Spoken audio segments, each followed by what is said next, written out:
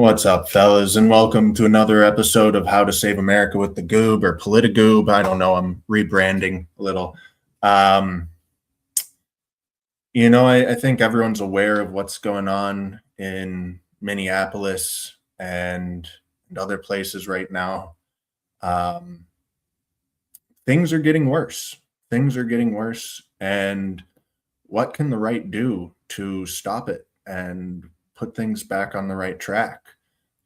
I said that after Charlie Kirk's assassination, that was the last opportunity that we had to solve this in a mostly peaceful, nonviolent way. And I meant that. And that opportunity was entirely squandered.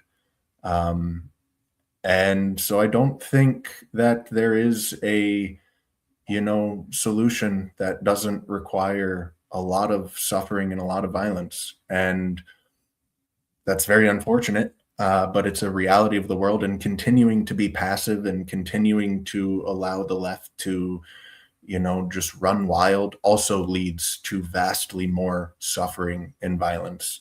Um, we saw from my thumbnail, Nick Sorter or Cam Higby, I don't even remember which one's in the photograph, but, literally getting lynched. He got stabbed.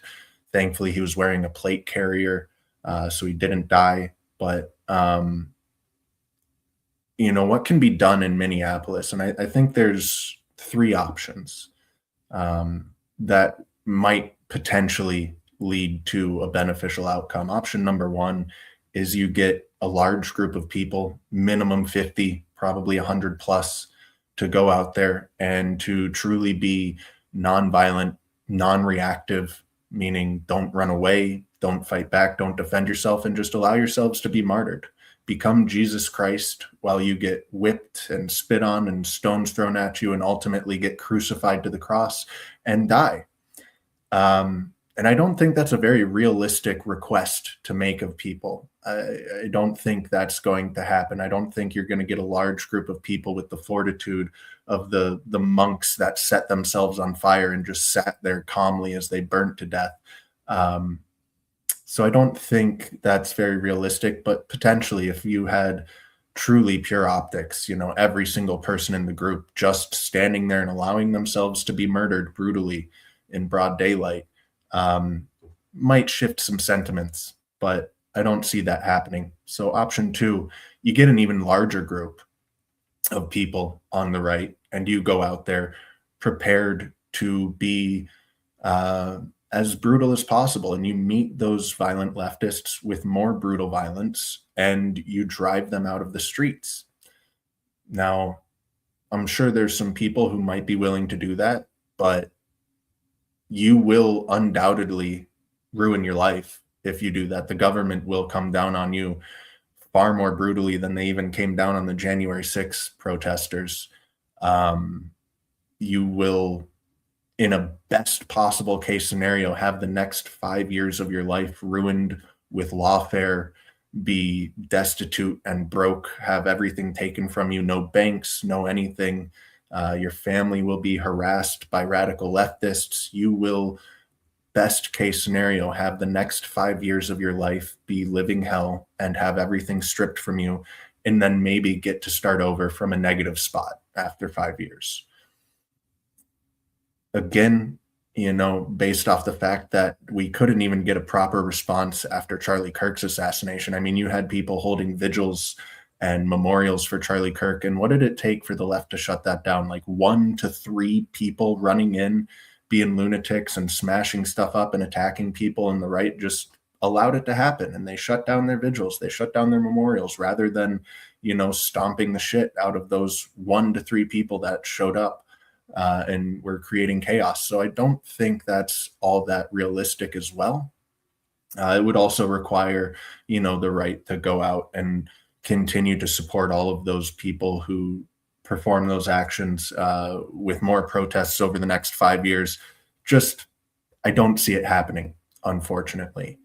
And so the third option is you get the fuck out. You abandon these places.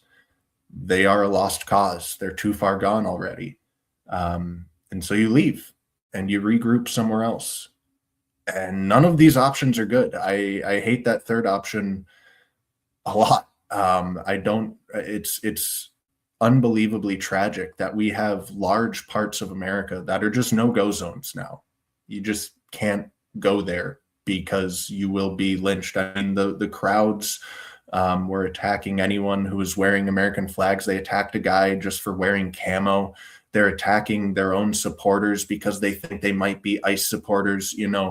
It's truly insane out there. And they're no-go zones. So you leave, you abandon them. So what about where you're at? Because I'm sure some of the people watching this, they're not in Minneapolis, they're not in Seattle, they're not in Portland, they're not in these places that are just completely lost causes yet, but they will be.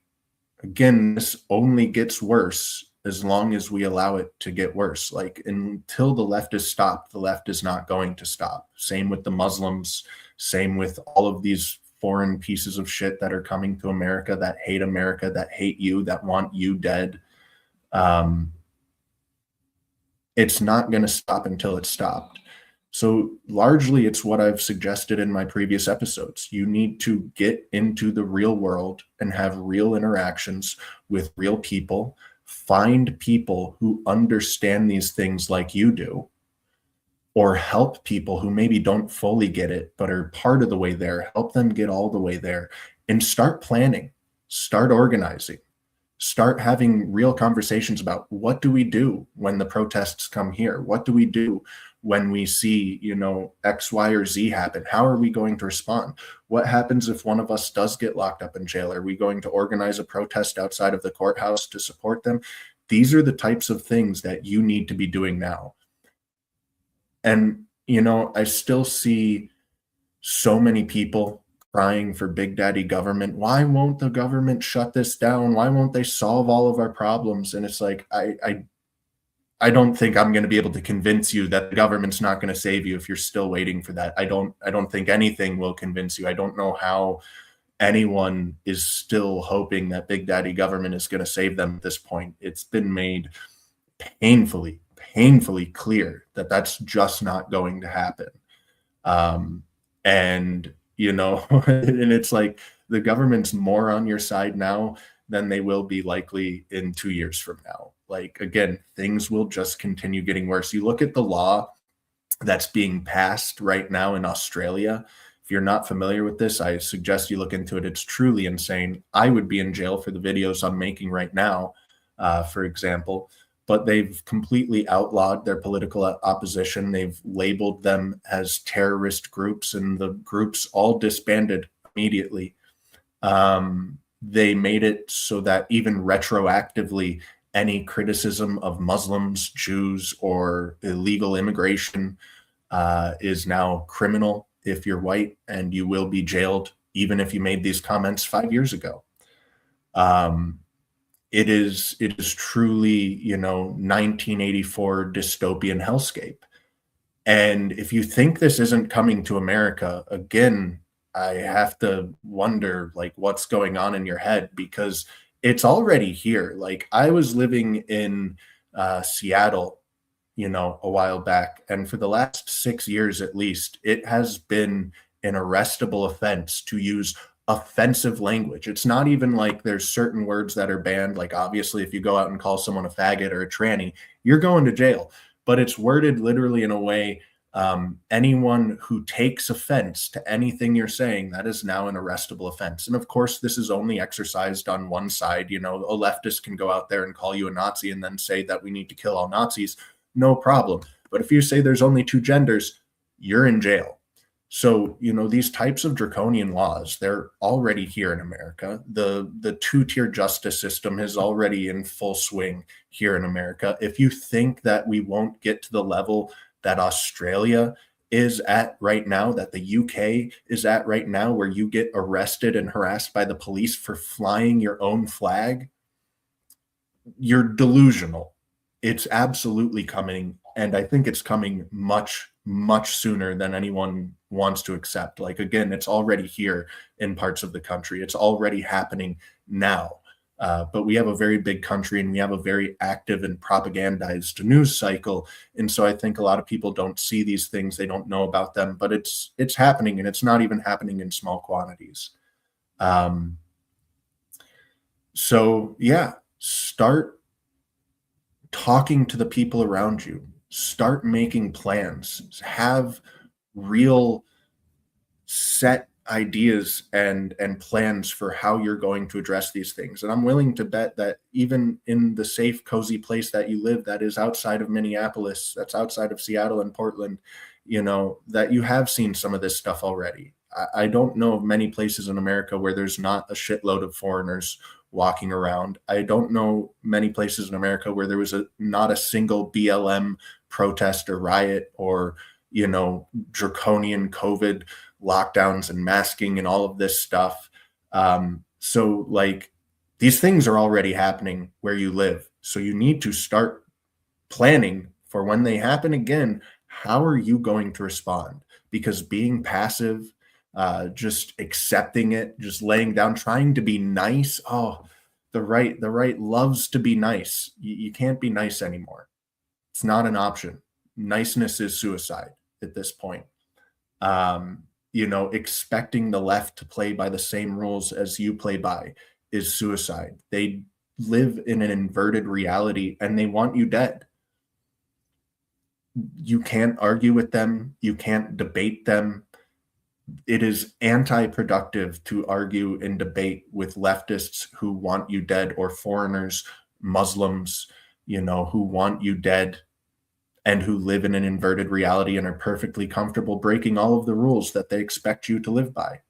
But you can't allow them to be unopposed either. You need to mock these people, humiliate these people. You need to confront these people, but don't try and have a good faith conversation with them, a debate with them. Mock, humiliate, bully. You need to be mean, and you need to find the people around you who are also willing to be mean. And if being a little bit mean is too uncomfortable for you, then I hope you're comfortable living in a 1984 style world where you must walk in lockstep with whatever the propaganda of that day is, which might contradict the propaganda of yesterday, a full 180. And you just have to be okay with that and live in that, inverted reality. And even if you are willing to do that, I hope you've been doing that your entire life, because especially with all the Palantir tech and everything else going on, yeah, and the retroactive laws that are getting passed in Australia and will get passed in other nations as well, including ours, you're not going to be safe. There's no keeping your head down through all of this. It is fight or die. Those are your only two options. Fight or die. And continually, the right has been choosing die. The right has refused to fight. That has to end. Again, we have this isn't a few blocks in Seattle. There's entire cities that are just no-go zones in America now. They're lost. They're lost causes. They're dominated by Muslims and leftists. You go there, you simply walk through the streets there, you're getting attacked. You're getting murdered. That's the reality that we've allowed to manifest. And unless you want that to become the reality everywhere, it is time to fight or die. Boo Blazer says this is not right versus left. This is white people versus everyone else and the white traders. And yes, I don't disagree with that at all. And when I say right, I'm not talking about Republicans, and Democrats, but there is an obvious divide of, people who are based in reality and people who live in an inverted reality. There's an obvious difference between the Muslims who support leftists openly because they know that they will allow them to come into the country and build their numbers to a point where they become the majority and they control the politics, they control the police, they control everything, and then they can start instilling their own policies, Sharia law, etc. It's the same thing for all of these groups. You either, get comfortable living under Sharia law and becoming a good Muslim and living that way, or you die once the Muslims take over. You live in the 1984 leftist style world where, again, whatever propaganda is on the TV that day is what you must believe, or you die. So it's the sane versus the insane. However, these labels, because like obviously Muslims and leftists are very different, but they're bedfellows. They're strange bedfellows, but they're absolutely bedfellows, and so they're all connected. They're all the same. They're all different. However, I don't like the label game because there's not, a perfect label to encompass all of these, but left and right is simple enough. If you can't understand what I mean, whatever, I can't help you. Um, but yeah, the majority of leftists, the majority of Jews, the majority of Muslims, and the majority of blacks, they want you dead. And even if you disagree with that, which I don't know how you could at this point, they are creating a world in which you will be dead, right? It's like the leftist who you think maybe doesn't want you dead, do they support these anti-ICE protests? Do they support bringing in unlimited dangerous migration from the third world? Do they support all of these policies and politicians who are driving a world towards which you will be dead? And the answer is yes. So it's like, even if you think their motivations are somehow pure, it doesn't really matter. Doesn't really matter. They need to be opposed. They need to be confronted. They need to be treated like the terrorists that they are. The right cannot continue being passive. And there's plenty of people on the right, on the Republican side, right, who are also, they're enemies. I don't know how else to. There's all the politicians who kissed the wall, of course, but then you have people who keep encouraging the right to do the same thing that they've been doing for however many decades now. Be the bigger man. Don't confront these people. Don't protest. Don't go out and fight back. And it's like, yeah, those people are also enemies. They are also driving you towards a world in which your family will be dead, where the white race will be extinct, where Western civilizations will crumble. That's why you need to go into the real world and find your allies and help create more allies. The government won't solve your problem, and the internet is not going to solve the problem. The internet is one of the worst things for the right, because people go on to Twitter or Truth Social or wherever the hell they, social media they use, and they vent and they say spicy things. They say, oh, just wait. The right's more armed. We're going to annihilate you. We're going to whatever the fuck they say, right? And they vent it all off, and then they feel better. They go, now I can sit back down in front of my TV and consume some goy slop and just go on about my life, instead of actually doing anything in the real world that'll actually have any real effect. The internet is not going to save you. The right needs to get the fuck off the internet and get into the real world. Protesting is effective, right? Like, let's run a little scenario out here. You have an anti-ICE riot that shows up in your town. You need to be ready to go and confront them immediately, because if you don't shut it down immediately, it grows and it gets worse, and then your town becomes a no-go zone, and then eventually all of America is a no-go zone. So as soon as this type of shit, whether it be anti-ICE or BLM or whatever it is, or when they come in with the next, medical lockdown and the next vaccine, like, you need to be prepared with the people around you to stand up to this appropriately and have an appropriate response. And then when some of you get grabbed by the law and are being put on a ridiculous trial for something you didn't do, or something you're even the victim of, or for just doing the right thing, right? You need to be prepared to go out and protest those judges, harass those people, and put pressure on them, because it does work. The left has demonstrated that very thoroughly. You think that those massive crowds outside of Derek Chauvin's trial didn't influence things? You think that the jury getting leaked to the public and having death threats sent to them didn't influence things. Like these things, the protesting the government in general might not accomplish anything, but like protesting specific events, it absolutely does. These corrupt politicians, these corrupt judges, they are real people. They feel that pressure. The right doesn't exert that pressure because Antifa shows up and beats them up and is able to shut them down with a small handful of people, like we saw at the Charlie Kirk vigils, because the right is totally pacified and unwilling to stand up for themselves. But that needs to end. So you need to find these people in the real world, make real plans, and start enacting them.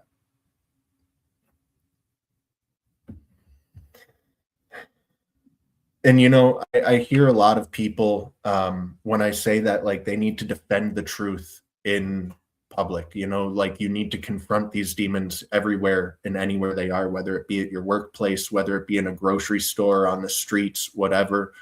They'll say things like, I have a family to feed, I can't afford to lose my job, I can't afford to go to jail. Well, if you're already acknowledging that defending the truth is such a dangerous thing that it'll lead to you losing your job or going to jail, it's like, maybe that should be a sign that, hey, things have already gotten too far out of hand and we need to put a stop to it. But on top of that, your choices: stand up and fight now, or explain to your children why they have absolutely no future. Explain to your children why they are now living either under Sharia law for Muslims and or a 1984, hellhole from leftists, where they're getting thrown in jail for refusing to suck the tranny cock, or they're getting, whatever. I promise you it will get that insane. I'm being a little bit facetious with the tranny cock thing, but like, again, this only gets worse as long as we don't fight back. Like, I don't think people understand the level of derangement and insanity that is incoming to us, and at a very rapid pace. Like, again, Minneapolis, total no-go zone already. That part of America is lost. Unless, we get some people to take up one of those first two options that I described earlier. And even then, it's no guarantee that Minneapolis would be saved. It's still probably a long shot. So if you don't want to explain to your children why they have to suck the tranny cock or else go to jail, maybe accept the fact that maybe I will have to find a new job if I speak my mind. But like, you can't just remain silent anymore. You can't keep your head down. Your suffering, your family's suffering, the country's suffering will only grow exponentially as long as that is the course that you choose to take. Again, Charlie Kirk's assassination was the last opportunity that we had and will ever have to solve this in a largely nonviolent, not mass suffering kind of way. The suffering and the violence is here. It's a fact now.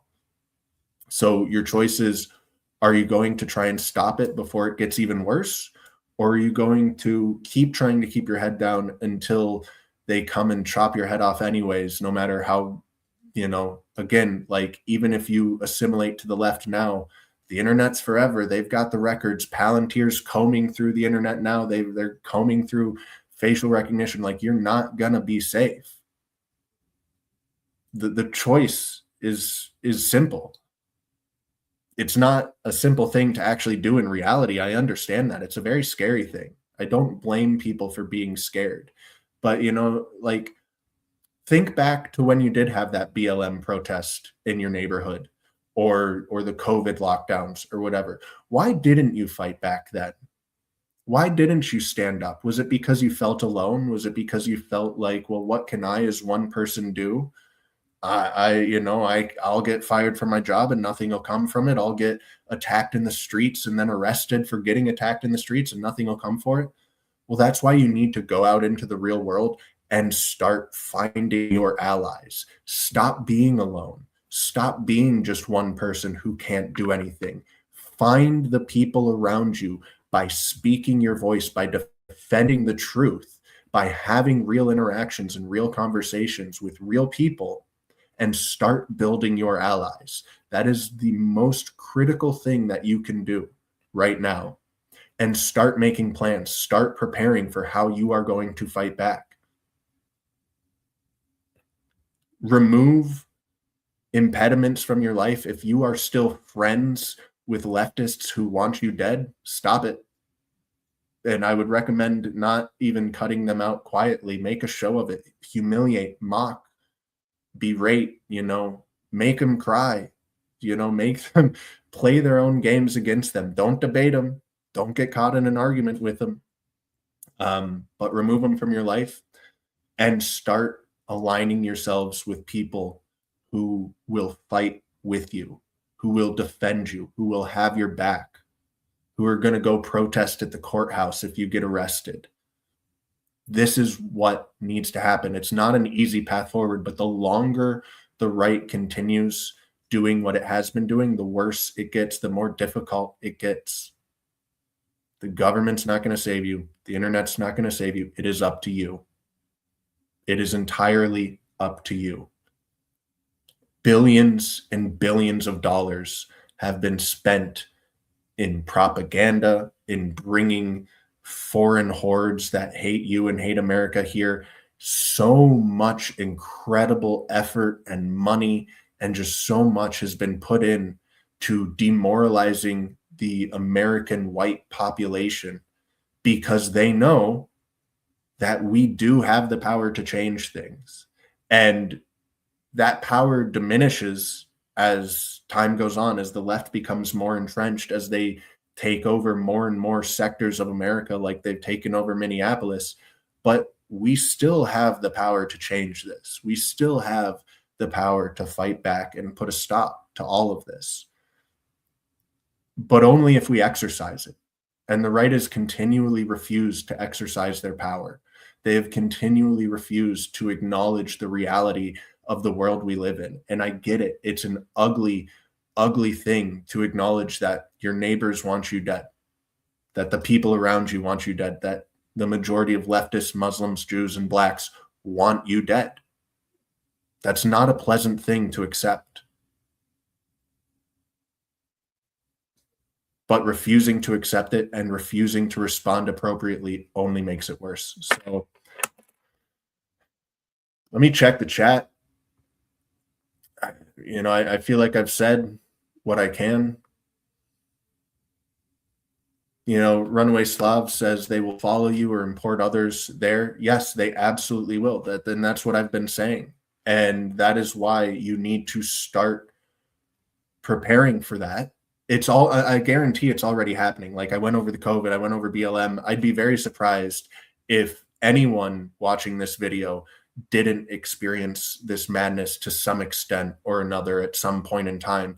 And again, like, why didn't you do anything? I'm guessing it's because you felt alone. I'm guessing it's because you felt alone and you felt like you don't have the power by yourself, which is fair and true. So stop being alone. Find people around you. Make these connections. Get the fuck off the internet. Get the fuck off the internet and get into the real world. Find real friends. Find real allies. Make real plans because it will come to you and you need to be prepared for when it does. And again, I'm sure it's already come to you, but it will come again. Yeah, Rubate, not to call you out specifically, but again, anyone who is still waiting for Big Daddy government to solve all their problems, you're fucking retarded. I don't know how you can still have this opinion at this point. The government is not going to save you. It's not going to happen. Even if they invoke the Insurrection Act, like this doesn't end. The government doesn't solve this. The government has been perpetrating this. The government is not your ally. They are not going to save you. It's up to you and you alone. It's just not going to happen, my dude. It's just not going to happen. Maine and Vermont and Idaho is getting overrun with Somalis, Sand people, and dots. Yep, it's happening everywhere. And you need to be bullying these people. You need to make them feel unwelcome. How many of you watch Danny Polishchuk's shows? I'm guessing like about half of you probably. And that Somali calls in and he's talking about how he's participating in the anti-ICE protests and riots, and how this is stolen land and these white people are evil and they need to die and all this shit. The entitlement of these foreign fucks is just off the charts. And why is that? Because the right, again, is just, they want to be nice. They want to be nice. Oh, they want to imagine that people have good intentions and are good, and that's not the reality we're living in. You need to be comfortable bullying these people, making them feel unwelcome here. Do not allow these foreigners who want to destroy your country and want to destroy you to be felt welcome as neighbors, because they certainly don't welcome you. They are just waiting until they have the numbers to drive you out. You have that, mayor in Minneapolis telling the white dude to get the fuck out of his town because he opposes a mosque. We literally have illegal immigrants who are mayors in America right now, illegal immigrant mayors in America right now. We have, again, Minneapolis that's like totally overrun by these foreign fucks who don't even try to hide the fact that they hate white people, they hate America, and they are going to turn that area and eventually all of America into a Muslim-run state, a Sharia law-run state. Do not be nice to these people. Do not welcome them as neighbors. Bully them. Be mean to them. Make them feel unwelcome. Let them know that they are not wanted here. It's absolutely essential. If you want your children to have a future, you need to get comfortable with being an asshole.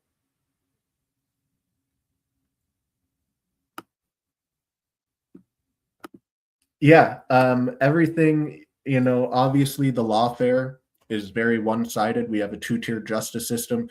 We also have the entirety of the mainstream media, doing propaganda for the left, and most of the online is, also the censorship. A lot of people are like, oh, the censorship's gone. We beat the censorship. Like, no, the fuck you didn't.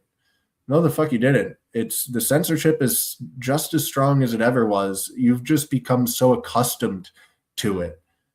And they walked back a few COVID things. So it's like, oh, we beat censorship. No, you didn't. The online's not your ally, the mainstream media is not your ally, and the government's not your ally.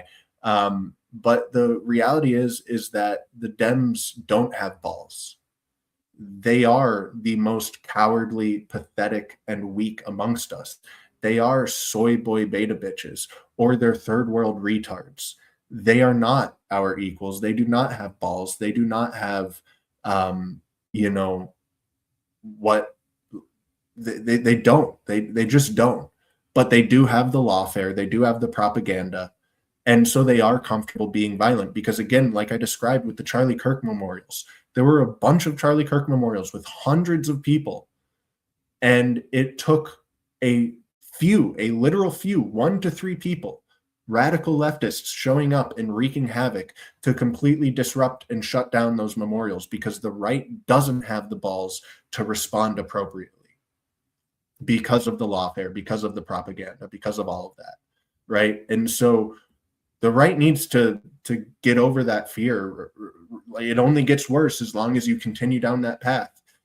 And again, you have to stop it when it's small like that. Like, that was fucking devastating to watch. It was devastating to watch those memorials, hundreds of people trying to mourn Charlie Kirk and allowing it to end and get shut down and disrupted by 1 to 3 radical leftists who were willing to be violent, any single person there could have beaten the shit out of them because they are weak soy boy beta bitches, but they just refused to do it because they wanted to be nice or they were afraid of the lawfare or whatever. So like in those, again, make plans for that type of shit.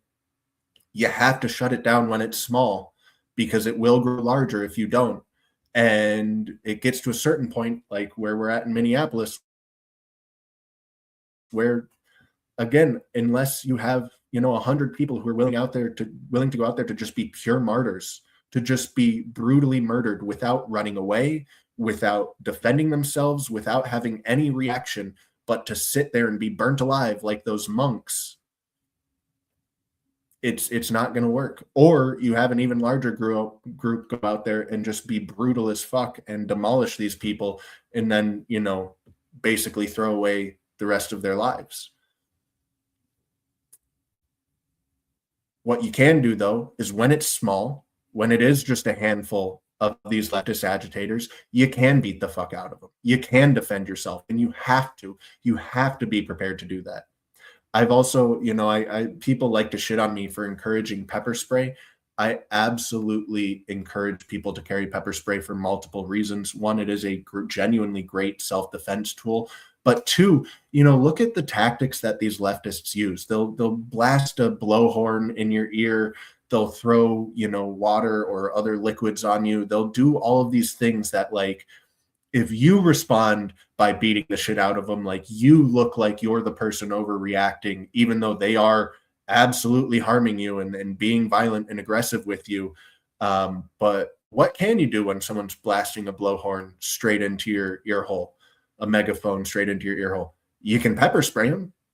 And maybe you will still get fucked with the law because, again, two-tier justice system, but it's a hell of a lot less likely, and your consequences are, even under a two-tier justice system, going to be a hell of a lot less severe. The optics of it are a lot better. It gives you a bit of that middle ground to where you can respond to these insane leftist tactics, and stop them from doing them without having to escalate to a point where someone is going to lose their life either through violence or through the court system.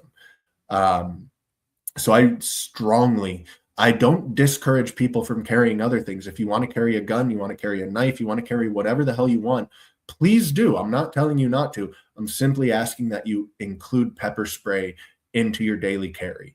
It is a very useful tool, especially in this current climate. Yep, running away is a win for the left. But again, I in a place like Minneapolis, I don't want to be defeatist, but I think they've already won in that area.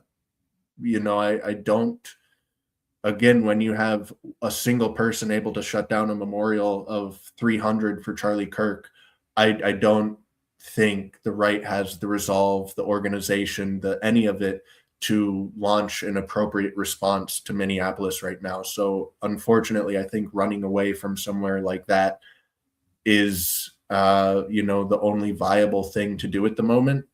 And then to make sure it doesn't happen in your new place. Like, you can't allow it to spread. You can't allow it to happen again. You have to be ready to shut it the fuck down before it gets to that point.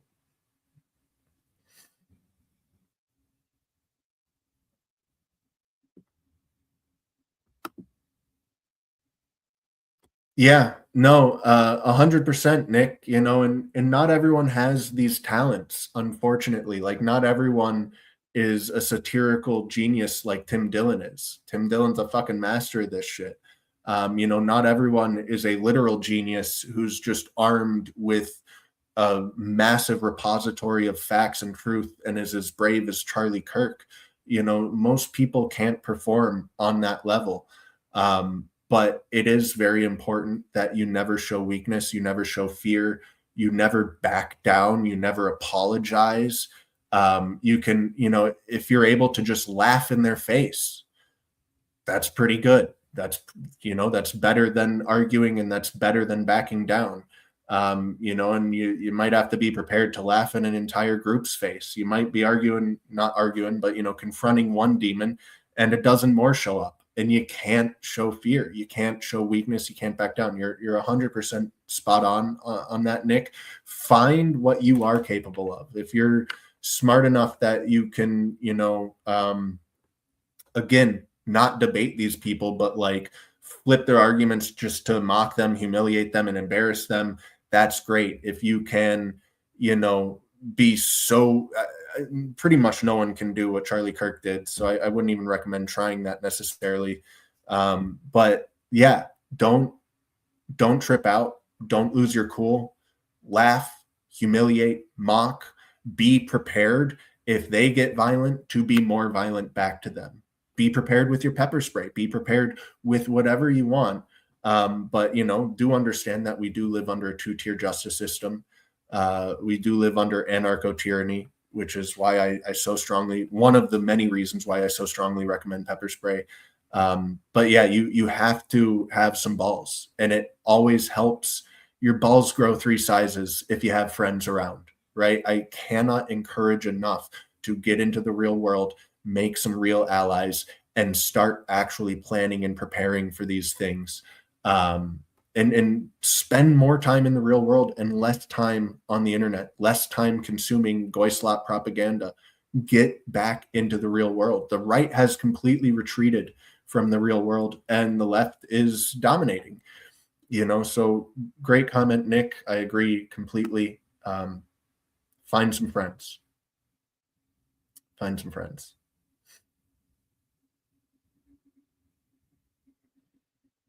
Okay, fellas. Scrolling down, checking the last bit of chat, but I think I've made my points, and I think I'm going to end the stream. Yeah.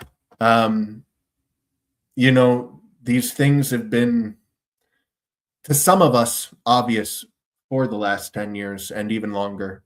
I got it. I'll tell you a little anecdote from middle school. I remember in middle school, one day I came into school and all the black kids were no longer black. There wasn't a single black kid left in school. I was in a majority black school, and not a single one of them was black anymore. They were all African American now. And I remember, a handful of kids being like, this is stupid, and tried to resist. And they would get surrounded by a group of black kids and get intimidated into changing their language and saying, no, you're African American. I saw one teacher try to stand up to it. They did the same thing to him, and they all backed down and went, oh, you're African American. Okay, I'm sorry. And then they came and tried to do it to me, and I didn't flinch. I just went, no, you're fucking black. You were black yesterday, you're black today, and you're going to be black tomorrow. Like, you're not from fucking Africa. You're not African American. You're black. And they immediately gave up, and they went, okay, we're black. And, it's the same thing when they told us that we couldn't say retard anymore. Like, it was obvious where that was heading. It was obvious to me, at least, that like, it doesn't stop with retard. It becomes a full, I didn't even know what 1984 was back then, but I understood that like that progressed to 1984. Like, you had to not allow this policing of language bullshit, or else it, like everything else, would just continue to get worse until it was completely and totally out of control.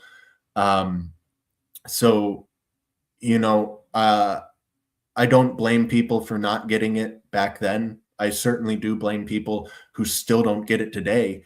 But help them. Help, again, go into the real world, have real conversations, and help as many people. Don't waste time on lost causes. Don't waste time on lost causes. But the people who you think maybe you can help get it, help them. Turn them into your allies. Start making plans with them. It absolutely is a long con. And just like it's gotten worse from 10 years ago, it'll be exponentially worse 10 years from now if we don't stop this.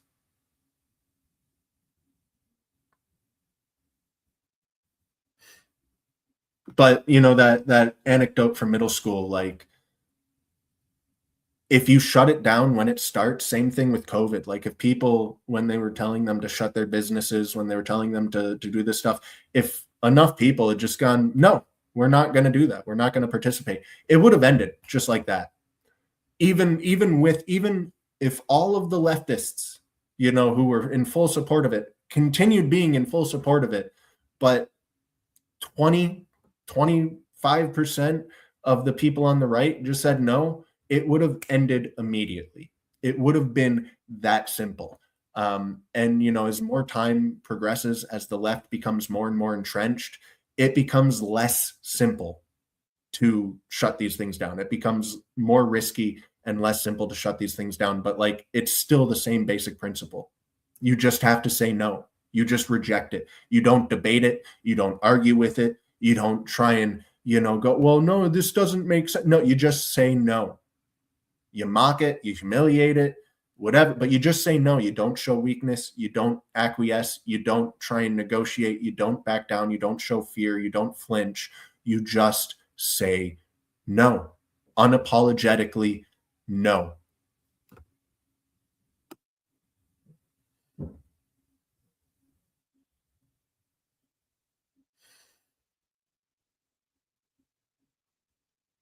All right, fellas. That's good to hear, Rue. I'm glad the law is collapsing, but still, all of those groups disbanded. Like, the law has already accomplished much of what it was trying to accomplish. Every single one of those groups disbanded immediately. All of the right wing groups dissolved the second that law was announced. And like, they'll try again. So even if that law doesn't pass, give it another couple months. They'll try again. The UK just paused elections, right? Like, these ridiculous things that would have been unthinkable 10 years ago, they are a reality now. They are coming to pass. And even if there's a little hiccup, and that law does collapse, like, don't be like, oh, we're saved. Oh, we stopped it. It's over now. No, the left will regroup and the left will try again. So that's great to hear. That is really good to hear, but it's already done massive damage. It's already, massively demoralized and disorganized the right. And they will try again, and they will eventually succeed.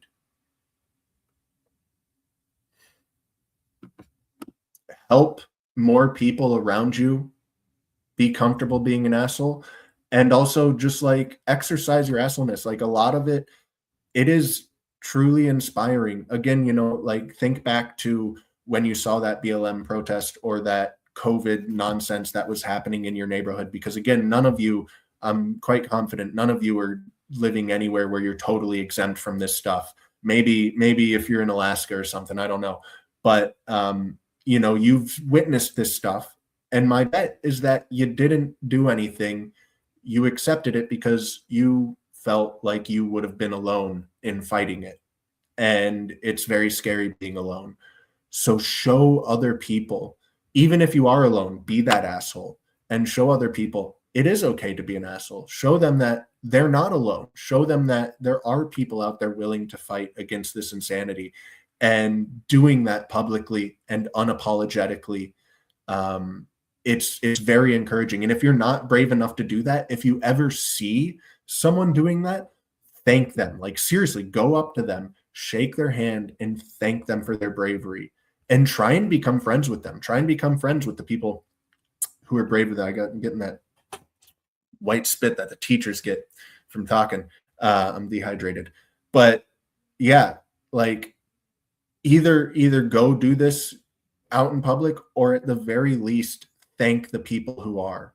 Give them encouragement. And again, it's very important to do this in the real world, not online, in the real world.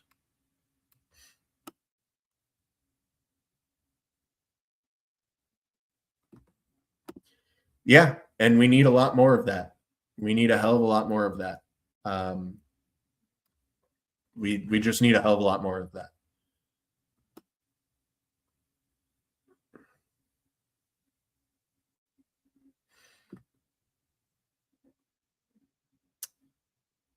I'm not even gonna address the comments about Jake from Yuslav.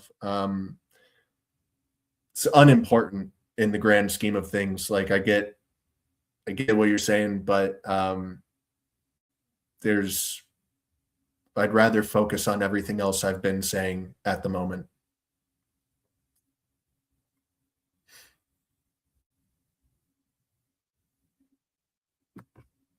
Yeah, things like that aren't bad. The "it's okay to be white" was a really powerful message, because it is okay to be white, and it's such an innocuous thing, and it riled the left up so much. We need more campaigns like that. I don't think that's necessarily the perfect tactic, what you're suggesting, Slav, but it's something you can use. And if you're not someone who's, a genius like Charlie, or a genius like Tim Dillon, like, that's not a bad option. And it's an easy thing to go to. Find something like that. And, if you got one shtick that, you can like press that button over and over again, like go ahead and press that button. Yeah, that's a good thing. But we do need more of those campaigns, like it's okay to be white in the real world. We need people who are, showing that it's okay to defend reality and say true statements in the real world, and that they're comfortable putting themselves out there like that. Again, it really, bravery is contagious. Cowardice is contagious. These things have a snowball effect. And for a long time, we've seen the left growing braver and braver and braver. Like I said, after Charlie Kirk, if the appropriate response is not given, which it wasn't, they'll get more violent, they'll get more brave, they'll get more bold, which is what we're seeing. And it works in the opposite way as well. As long as the right refuses to kick the shit out of people who are, talking about Charlie Kirk deserving it, or crashing memorials, when they're massively outnumbered and stuff like that, again, just sends a message that the right is passive, the left is brave, and it snowballs out of control. So you have to start shifting that back, which is what I'm talking about. Like, go thank people. Go thank the people who are braver than you. Go up, make a point to seek them out and shake their hand and thank them. Or if you are brave yourself, go be brave and show other people that it's okay to be brave, and find friends to do it with. Again, your balls grow 3 sizes for every friend you've got with you. So it's really fucking intimidating. It's really fucking scary to just go out there and do this alone. If you are that brave, all power to you. Kudos. I love you. I thank you. Thank you for your bravery. But most people are not. Most people are not brave enough to just go do this on their own. So find people. Find people. Real interactions with real people in the real world.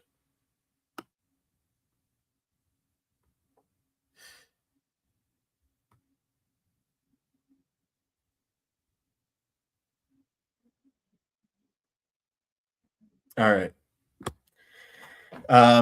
Thanks for tuning in, fellas. And, I'll probably be back with some more history content soon, and eventually some more of this as well. I want to talk about the bases some more. It was a great interview with Dr. Max Fomichev. Go check it out. If you're here for the politics and you like ancient history, go check it out. But that's the stream for today. Peace out, fellas. Be brave. Be brave. Fight back. Fight or die.